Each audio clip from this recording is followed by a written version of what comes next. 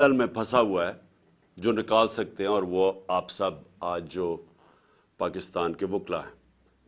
तो मैं सबसे पहले 3-4 फेजेस में बात करूंगा। पहली चीज कि जो पाकिस्तान का आज क्राइसिस है, अगर आप किसी इकोनॉमिस्ट से पूछ लें, किसी जो पॉलिटिकल इकोनॉमी समझता है उससे पूछ लें, इस मुल्क की तारीख में इतना बड़ा क्राइसिस नहीं आया जो आज आ चुका है।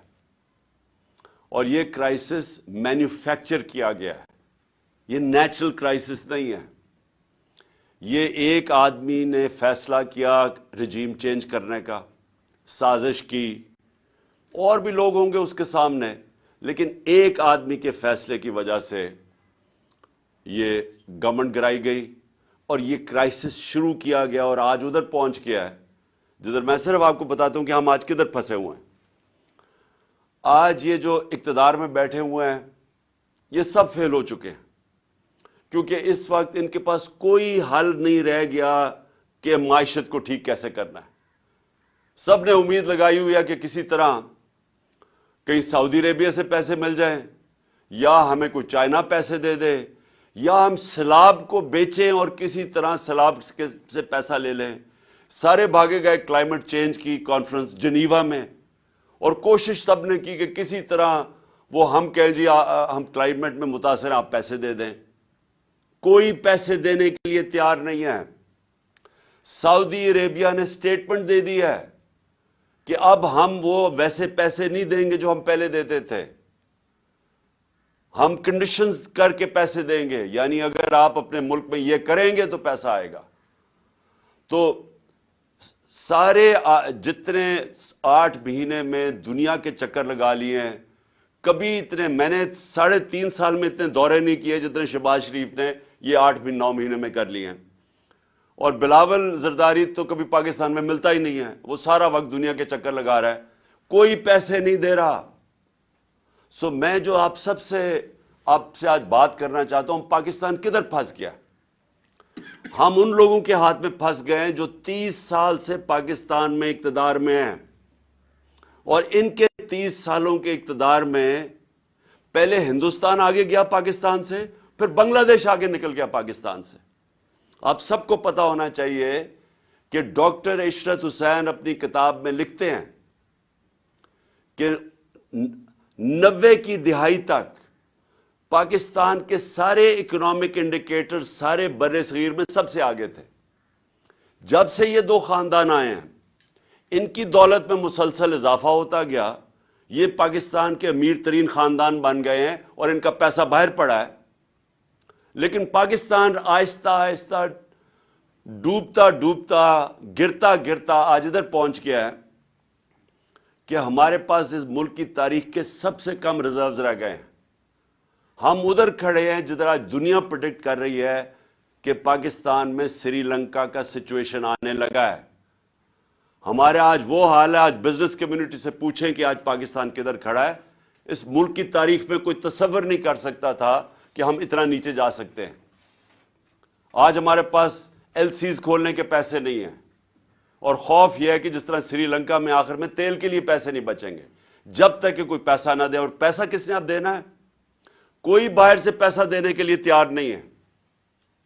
हमारे पास कोई अब कमर्शियल बैंक पाकिस्तान को लेंड करने के लिए नहीं तैयार, क्योंकि पाकिस्तान का जो डिफॉल्ट रिस्क रेशो है वो 5% था जब अप्रैल में, आज वो तकरीबन 90% पहुंच गया। यानी लोगों को अब कोई इत्मीनान नहीं कि पाकिस्तान को अगर पैसे दे वो वापस करेगा। और आईएमएफ अब पैसे तब देगा जब हम उनकी शराइत माने। उनकी शराइत अब ये हैं कि हर चीज अब महंगी होने लगी है। अगर हम शराइत मानते हैं तो अगर आज 50 साल में सबसे ज्यादा महंगाई है, तो उनकी शराइत मांगेंगे तो ये मजीद और महंगाई 50% और बढ़ जाएगी। हर चीज महंगी होगी क्योंकि रुपया गिरेगा, और जब रुपया गिरेगा तेल महंगा, डीजल पेट्रोल की कीमतों में, बिजली की कीमतों में मजीद इजाफा, और उसके अलावा जो भी हम समझते हैं कि जो बिजनेसेस جو انٹرسٹ ریٹ ہے وہ سکویز ہوتی جائیں گی, بے روزگاری بڑھ رہی ہے, فیکٹریاں بند ہو رہی ہیں. سو اس لیے جدھر آج ہم کھڑے ہیں, میں اب آپ سب کے سامنے کہنا چاہتا ہوں کہ صرف ایک طریقہ ہے نکلنے کا, اور باقی چیزیں آپ کئی کر سکتے ہیں, لیکن سب سے پہلے ایک طریقہ ہے, اور اس میں آپ سب کی اس ملک کو اب مدد ہے, اور وہ ہے rule of law. Rule of law کا مطلب یہ ہے کہ ایک ملک کے اندر جو انصاف کا نظام ہے اس کے اوپر لوگوں کو اعتماد ہو. اس ملک میں کمزور اور طاقتور کے لیے ایک ہی قانون ہو. اس پاکستان دیکھ لیں, جو سب سے تیزی سے ترقی کر رہا تھا اپنی 17 سال کے بعد, تیسرے سال 5.7% گروتھ ریٹ اور چوتھے سال 6% گروتھ ریٹ, انڈسٹری گرو کر رہی تھی, ایکسپورٹس گرو کر رہی تھی, ہماری زراعت گرو کر رہی تھی 4.5%. 17 سال کے بعد ٹیکس کلیکشن میکسیمم تھی, سروسز انڈسٹریز گرو کر رہی تھی. اس کو کیسے ہوا کہ اس کو آج آ کے یہاں پاکستان کھڑا ہو گیا؟ اور یہ اس کی وجہ یہ ہے کہ کبھی بھی ملک میں وہ لوگ جو ایک ملک کے ادارے تباہ کرتے ہیں وہ آج تک کبھی ادارے ٹھیک نہیں کر سکے. جو لوگوں نے معیشت 30 سال سے تباہ کر رہے ہیں وہ آج کیسے ٹھیک کرنا تھا انہوں نے؟ یہ کون سا ذہن تھا جس نے پکڑ کے ان کو اوپر بٹھا دیا؟ تو آج اب آگے کا راستہ میں آپ کو بتاتا ہوں. آگے کا راستہ بھی آپ کے ہاتھ میں ہے. یہ سٹرگل ہے پاکستان کی رول آف لا. طاقتور کو قانون کے نیچے لے کے آنا, کسی کو NRO نام دینا. جب تک لوگوں کو ہمارے انصاف کے نظام کے اوپر اعتماد نہیں ہوگا, خوشحالی نہیں آنے لگی, اس سے نہیں نکلنے لگے. اور میں آج آپ کو کہوں, کیونکہ میں سب سے بہتر بیرون ملک پاکستانی کو جانتا ہوں, سب سے زیادہ انہوں نے میری مدد کرکٹ کے زمانے سے ان کو جانتا ہوں. اس کے بعد جب شوکت خان اب بنائے تو انہوں نے سب سے زیادہ مدد کی, نمل یونیورسٹی تو انہوں نے مدد کی, ابھی سیلاب کے لیے پیسے اکٹھے کیے تو آدھا پیسہ ادھر سے آیا, آدھا اس لیے نہیں آ سکا کیونکہ سسٹم نہیں تھا ہمارے پاس وہ پیسے ریپیٹریٹ کرنے کا, نہیں تو اس سے بھی زیادہ آنا تھا. اور آج سب سے جو ہمارے زمانے میں جو چیز, ایک تو ایکسپورٹس ہم نے بڑھائی, دوسری ریمیٹنسز. ہمارے زمانے میں ریکارڈ ریمیٹنسز آئی ہیں. جب ہم 2018 میں آئے تھے تو $19 ارب ریمیٹنسز تھی. ہم جب گئے ہیں 3.5 سال کے بعد تو $21 ارب کی ریمیٹنسز تھی اور بڑھ رہی تھی. تو یہ جو آپ کا اثاثہ, یہ یاد رکھیں, اب کوئی اس ملک کو نہیں نکالے گا اس دلدل میں سے سوائے بیرون ملک پاکستانی. یہ اگر ہم نے اس سے نکلنا ہے, یہ جو بھی آپ کو کوئی کہہ رہا نا دنیا کا بہترین اکانومسٹ لے آئیں, وہ مجھے سمجھائے کہ ہمارا جو ڈالر گیپ ہے وہ کیسے پورا ہوگا. ہمارا مسئلہ کیا ہے کہ ہم نے کبھی ایکسپورٹس کے اوپر زور ہی نہیں لگایا. نون لیگ کے پچھلے 5 سال میں ایکسپورٹس بڑھی نہیں. جب یہ 99 میں گئے تھے تب بھی ایکسپورٹس نہیں بڑھی. تو جب دولت ہی نہیں آ رہی, ڈالرز نہیں آ رہا, تو ملک خوشحال کیسے ہونا ہے؟ تو ہم نے ایکسپورٹس کو تو بڑھانا ہے لیکن وہ ٹائم لگے گا. تو جو سب سے جو چیز کر سکتے ہیں بیرون ملک پاکستانیوں کی ریمیٹنسز اور انویسٹمنٹ لے کے آنی ہے. یہ اصل بات سمجھیں. ابھی تک وہ ریمیٹنسز بھیجتے ہیں, انویسٹمنٹ نہیں بھیج رہے. جب ان کے پلاٹس کے اوپر قبضہ ہو جاتا ہے, کیونکہ یہاں قبضہ گروپ پھر رہے ہیں اور رول آف لا نہیں ہے, تو وہ سرمایہ کاری کیسے کریں گے؟ تو آپ سب وہ کمیونٹی بیٹھی ہے جو بات سمجھتی ہے میں کیا کہہ رہا ہوں. میں نے آج تک کبھی برطانیہ کے اندر جتنی میری 20-25 سال زندگی گزاری, کبھی کسی قبضہ گروپ کا نام نہیں سنا. میں نے یورپ میں کبھی قبضہ گروپ نہیں سنے, امریکہ میں کمیونٹی کبھی قبضہ گروپ نہیں ہے. یہ مڈل ایسٹ میں آ جائیں, یہاں جو آپ کے ورکرز ہمارے جو وہاں کام کرتے ہیں, کبھی سعودی عربیہ میں سنا ہے قبضہ گروپ ہے, کبھی دبئی میں سنا ہے قبضہ گروپ ہے. کیوں جا کے پاکستانی یہاں فیکٹریاں نہیں لگاتے, دبئی میں چلے جاتے ہیں, سعودی عربیہ میں چلے جاتے ہیں, ملیشیا میں فیکٹریاں لگا دیتے ہیں؟ کیوں پاکستانی یہاں سے مر کے نکلتے ہیں باہر, کئی دفعہ فراڈلنٹ ویزے لے کے, لیکن وہاں جا کے خوشحال ہو جاتے ہیں برطانیہ میں, یورپ میں. کیوں جاتے ہیں؟ کیونکہ وہاں رول آف لا ہے, وہاں ان کی محنت کو پھل ملتا ہے. یہاں کیا ہے کہ سارے چور اوپر آ کے بیٹھ گئے ہیں.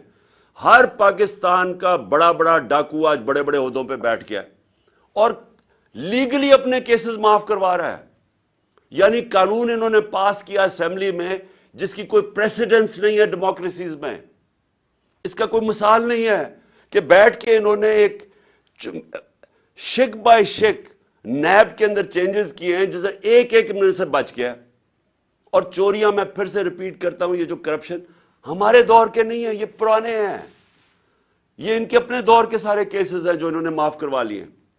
اب پہلے مشرف نے معاف کیے, اب جنرل باجوہ نے ان کو پورا موقع دیا NRO 2 دینے کا. اب میرا سوال یہ ہے کہ جب تک ہم سب مل کے اس رول آف لا کے لیے جنگ نہیں لڑیں گے, یہ جہاد ہے. انصاف کے لیے تو سارے اللہ کے پیغمبروں نے حکم دیا تھا. جو جہاد, یہ جہاد کا کانسیپٹ کیا ہے؟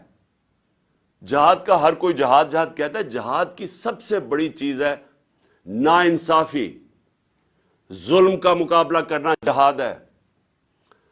حضرت علی کا قول ہے کہ کفر کا نظام چل جائے گا لیکن نا انصافی اور ظلم کا نظام نہیں چل سکتا, اس لیے پاکستان کا نظام نہیں چل رہا. تو جب تک ہم مل کے مقابلہ نہیں کریں گے کہ یہ جو لوگ طاقتور اوپر آ کے بیٹھ گئے ہیں اور قانون سے اوپر اپنے آپ کو کر لیا, یہ کیسے ہو سکتا ہے کہ ایکس پرائم منسٹر, سب سے بڑی پارٹی کا ہیڈ, میں اپنی FIR نہیں رجسٹر کروا سکا. مجھے بتائیں, عام آدمی جو آتا ہے محنت کر کے اوورسیز پاکستانی اور پاکستان میں انویسٹمنٹ کرتا ہے, اس کا طاقتور سے ٹاکرا ہو جائے تو اس کو کون بچائے گا؟ مغرب میں اس کو بچاتے ہیں. ان کا جو لا ہے وہ پروٹیکٹ کرتا ہے کمزور کو, جس کو انصاف کہتے ہیں.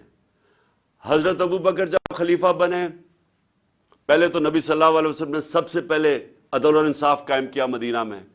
حضرت ابو بکر خلیفہ بنے, ان کی پہلی سٹیٹمنٹ سن لیں کہ کمزور اور طاقتور کو میں قانون کے سامنے ایک برابر کروں گا, انصاف قائم کروں گا. حضرت عمر خلیفہ بنے, سب سے پہلے انہوں نے کہا کہ میں انصاف قائم کروں گا. حضرت علی کی پہلی سٹیٹمنٹ پڑھ لیں, انصاف قائم کروں گا. بڑی دیر کے بعد عمر بن عبد العزیز آئے, اس کے کئی سالوں کے بعد, انہوں نے سب سے پہلے انصاف قائم کیا. دیکھیں انصاف کا جو نظام ہوتا ہے, جس طرح نیلسن منڈیلا نے کہا کہ اگر آپ نے غربت کم کرنی ہے تو انصاف قائم کرو.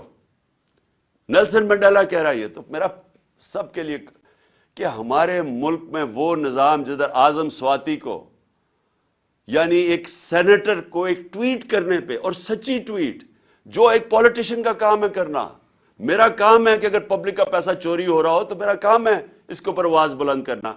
تو وہ NRO 2 کہتا ہے کہ جنرل باجوہ نے دیا ہے, اس کے اوپر اس کے پوتے پوتیوں کے سامنے تشدد کیا گیا. صبح کے 3 بجے ان کے سامنے ننگا کر کے باہر میں لے جا کے اس کو مارا گیا, ظلم کیا گیا اس کے اوپر. اس کے بعد پھر اس کے اوپر 30 کیسز کیے گئے. میں اپنا کیس FIR نہیں رجسٹر کروا سکا, لیکن اس کے اوپر سارے پاکستان میں, کوئٹہ میں, سندھ میں, کوئٹہ کی سردی کے اندر ایک کمبل کے ساتھ اس کو رکھ دیا. یعنی ایک 75 سال کے آدمی سے ایک ٹویٹ کے اوپر یہ ہوا ہے. اس کا مطلب کہ وہ اتنا بڑا فرعون تھا کہ اس ملک میں وہ اتنا قانون سے اوپر تھا کہ آپ اس کی تنقید نہیں کر سکے. ساری مغرب میں پاکستان کی بدنامی ہوئی, سارے اخباروں کے اندر آیا کہ پاکستان کے سینٹ کو اس طرح کیا گیا, کسٹوڈیل ٹارچر کی گئی. اس سے پہلے شہباز گل, پھر یہ جو ارشد شریف سے ہوا. تو یہ تو ہماری لیگل کمیونٹی کی سب سے پہلے ذمہ داری تھی کہ ہم اس کے اوپر سٹینڈ لیں. اور میں آج آپ کو کہہ رہا ہوں کہ یہ اب پاکستان جدھر آ کے کھڑا ہو گیا, اللہ نے ہمیں چیلنج کر دیا, یا تباہ ہو یا اپنی اصلاحات کرو, یا اس ملک میں انصاف کا نظام لے کے آؤ, رول آف لا, نہیں تو بربادی ہے تمہاری. کوئی پیسے دینے کے لیے تیار نہیں ہے. ابھی شہباز شریف کی ویڈیو ذرا دیکھیں, سارے ہندوستان کے چینلز پہ چلی ہے کہ جی ہندوستان سے تو جی بڑا, میرے سے بڑی 3 ہم نے جنگیں لڑی اور ہمیں مار پڑ گئی, ہمیں تو دوستی کرنی چاہیے, ہمیں تو جناب ہم نے تو اپنا سبق سیکھ لیا ہے. یعنی یہ اس ملک ہم گر گئے ہیں کہ ملک کا وزیر اعظم ہندوستان, جس نے کشمیر کے اوپر ظلم کیا ہے, جس نے کشمیریوں کا جو انٹرنیشنل کمیونٹی نے رائٹ دیا تھا، رائٹ آف سیلف ڈٹرمنیشن، وہ نہیں دیا، اور پھر اسٹیٹہڈ ان کی لے لی ہے، اور ہمیں ہی وہ جا کے کہہ رہا ہے کہ جی ہندوستان سے ہمیں تو بڑی دوستی کرنی چاہیے، کوئی فکر نہیں کہ کشمیریوں کی قربانیاں، کوئی فکر نہیں نظریہ پاکستان کے کسی مقصد کے لیے ملک بنا تھا۔ یہ آج حالت آ گئی ہے کیونکہ ہر جگہ پیسے مانگتے پھر رہے ہیں، اپنا پیسہ ان ساروں نے باہر رکھا ہوا ہے اور دوسروں کو کہہ رہے ہیں جی پاکستان میں پیسہ بھیجو۔ میں اپنی آج آخر میں اپنی لیگل کمیونٹی کو یہ کہنا چاہتا ہوں، دیکھیں یہ ہے جہاد، میں اس کو پولیٹکس نہیں سمجھتا، یہ انصاف کی جہاد ہے جو میں 26 سال پہلے لے کے نکلا تھا، انصاف کی تحریک۔ میں تب بھی، کیونکہ میں مغرب دیکھ چکا تھا، مجھے تو پتہ چل گیا تھا کہ امیر اور غریب ملکوں میں فرق ہی ایک ہے، کہ امیر ملکوں میں انصاف ہے، غریب ملکوں کے اندر انصاف نہیں ہے، فرق ہی ایک ہے، وسائل کی وجہ سے نہیں ہوتے۔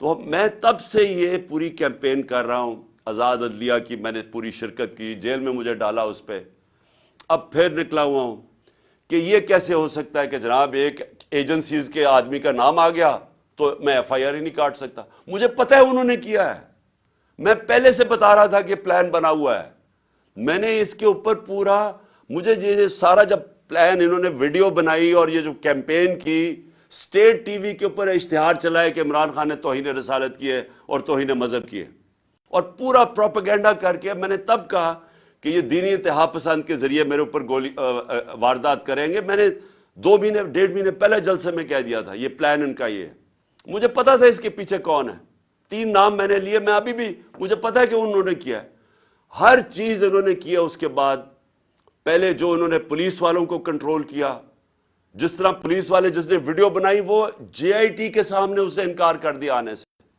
سی ٹی ڈی والوں نے جنہوں نے دوسری ویڈیو بنائی ان سے پوچھا، انہوں نے انکار کر دیا آنے کو۔ کون ان کو حکم کر رہا تھا؟ ہماری گورنمنٹ ہے پنجاب میں، لیکن اپنی پولیس ہماری بات نہیں سن رہی، کیونکہ ہمارے سے بھی طاقتور لوگ بیٹھے ہوئے ہیں یہاں جو فیصلے کرتے ہیں ملک کے بند کمروں میں، جو اتنے طاقتور ہیں کہ پولیس گورنمنٹ کی نہیں سن رہی ہے، الیکٹڈ گورنمنٹ کی، وہ سن رہی ہے اوپر سے طاقتور جو چاہتے نہیں ہے انصاف ہو، جو روک رہے ہیں انصاف کو، پولیس بھی نہیں آ رہی۔ اور پھر جو 4 سی ٹی ڈی کے جو ہماری جے آئی ٹی کے ممبرز تھے، چاروں نے جا کے کوئی اور بیان دے دیا جا کے عدالت میں، جب ان کی سٹیٹمنٹس ہیں، اور عدالت کہہ دیتے ہیں کہ ایک ہی شوٹر تھا، انہوں میں سے جو ایک جا کے بیان دیتا ہے کہ ایک ہی شوٹر ہے، اس کی اپنی ایویڈنس ہے کہ اس نے چھت پہ جا کے دوسرے شوٹر کی گولیاں ریکور کی ہیں۔ تو یہ کون ہے جو روک رہا ہے انصاف کو؟ اور میں پھر سے کرتا ہوں کہ چھوڑے عمران خان ہے، پاکستان کا ایکس پرائم منسٹر اور سب سے بڑی پارٹی کے جس کے اوپر قاتلانہ حملہ ہوتا ہے، میں نہیں انصاف، مجھے میرے اور جو جے آئی ٹی بن رہی ہے اس کو سیبوٹاج کیا جا رہا ہے۔ اور اگر مجھے تھوڑا سا بھی شک تھا نا کہ یہ 3 بڑی بڑی طاقتور شخصیت جنہوں نے کیا ہے، یہ سارا شک میرا دور ہو گیا ہے، جس طرح یہ پوری کوشش کر رہے ہیں کہ کسی طرح انصاف نہ ملے۔ تو اگر مجھے انصاف نہیں مل سکتا تو سوچیں کہ عام آدمی کا کیا حال ہوگا، اور اوورسیز پاکستانی وہ کیوں پاکستان میں آ کے پیسہ لگائے گا جب اس کو اعتماد ہی نہیں ہے پاکستان کے جسٹس سسٹم میں۔ اس لیے میرا پھر سے میں کہتا ہوں کہ اللہ نے ہمیں چیلنج کر دیا ہے پاکستانی قوم کو، اگر آپ نے بچنا ہے تو اس ملک میں انصاف کا نظام لے کے آؤ، نہیں تو حضرت علی کا قول کہ کفر کا نظام چل جائے گا، ظلم کا نظام نہیں چل سکتا، یہ نظام نہیں چل سکتا۔ اب آگے کوئی پیسے دینے کے لیے تیار نہیں ہے، سیلابوں کو بیچتے رہے ہیں پیسے لینے کے لیے، اس سے پہلے ہم جی دہشت گردی کی جنگ لڑ رہے ہیں ہمیں پیسے دو، ہم جی بنیاد پرستی کے ساتھ کھڑے ہیں ہمیں پیسے دو، بیکاریوں کی طرح ہم پیسے مانگتے رہے ہیں، اپنی عزت کھو بیٹھے ہیں۔ اور آج یہ ٹائم آیا ہے، جو ہندوستان کے ٹی وی پہ دیکھیں جو شہباز شریف کا مذاق اڑ رہا ہے کہ شہباز شریف انہیں کہہ رہے ہیں ہم تو دوستی کرنا چاہتے ہیں، جس میں ساری ہماری غلطیاں ہیں کہ یہ دہشت گردی ہماری وجہ سے، جو ہندوستان کا موقف ہے۔ اور ہندوستان آگے سے کیا کہہ رہا ہے؟ پہلے آپ دہشت گردی ختم کرو پھر بات کریں گے۔ اس سے زیادہ ذلت میں نے نہیں اپنی تاریخ میں دیکھی کہ ہمارے ملک کی ہو۔ اور یہ آگے اگر ہم نے اپنے آپ کو نہ اصلاح کیا تو مجھے خوف ہے کہ آگے مزید ہمارے ملک کے وہ امتحان آنے والے ہیں جو برداشت نہیں کر سکیں گے۔ بہت بہت شکریہ. پاکستان زندہ باد.